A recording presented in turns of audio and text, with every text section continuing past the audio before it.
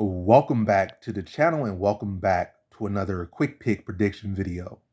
In this video, I'll be predicting the lightweight bout in Bellator between Tim Wilde versus Chris Gonzalez. And how I feel about this one right here is I'm going low confidence Chris Gonzalez to beat Tim Wilde. So not super impressed by either guy. Both guys have definitely potential and stuff. When I look at Tim Wilde, you see a tough guy, good will-rounded guy, good head on the shoulder. Like he's not this guy like I'm just going to barroom brawl and all that. No striking and stuff. You know, he could look like that part. He look like a old school, like that little fissy cup boxer. That English boxer where they put the hands like. Well, I only got one hand right now, but you know what I'm talking about. Both your back fists is facing you and stuff. He look like that type of dude. Like you probably find him in a pub fighting looking dude.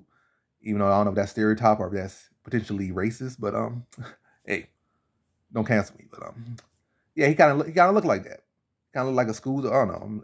I don't know. I'm getting off topic, but he's actually a well-rounded guy. He's definitely not like a guy that just fights off emotion or a guy that is like.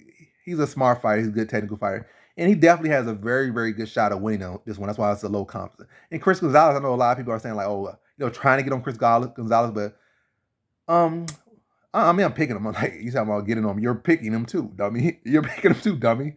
But I'm not going like, oh, high confidence. I'm not saying, oh, I'm gonna put this guy in my parlay. This is a guy that could easily be a parlay bust in this case. Like I say, it's still a lot to prove. We got a couple good wins. He got that win over Tokov, who's looking good now, looking better and better. Like a split decision, I think, over him. He got that knockout over Sada the Wad, who's like, maybe not the most phenomenal fighter, but definitely a guy who has some big wins in the Bellator and has been around and fought some of the best guys, beat some of the better guys in the division. So Sada Wad, no slouch. That's probably the biggest name, the most relevant one as far as like the guy that has been around and fought on cards, been on posters and such. A known name. So that's probably the most known name he beat. And he always lost to Umar Usman Nurmagomedov and whatnot. That's obviously probably the biggest, most relevant name he fought. But he got dominated by him. He got finished quickly by him. I think he got finished quickly by what's that fighter right now who just got kicked. I don't know. I'll be hyping him up all the time. Now I'm forgetting his name. But anyway, I'm not gonna talk about it. I'm getting off topic. This ain't a quick pick. This is a ramble. But yeah. Tim Wilde is a well-rounded guy, and Chris Gonzalez does have a glass chin or a questionable chin, and that could be a case where Tim Wilde is able to, address the grappling or at least be able to maybe give him a round, or maybe have to, survive a round, or maybe have to just end up, a round where he's forced to just grapple with him and kind of get held in the bottom position for a bit, and then all he needs is that second or third round, that one little sequence where maybe Gonzalez is tired or something, and he catches him. That's my concern here, but. It's like Chris Gonzalez is evolving as a fighter, and I don't think Tim Wilde is necessarily an upper echelon fighter, so I think this is a fighter that he can get by on.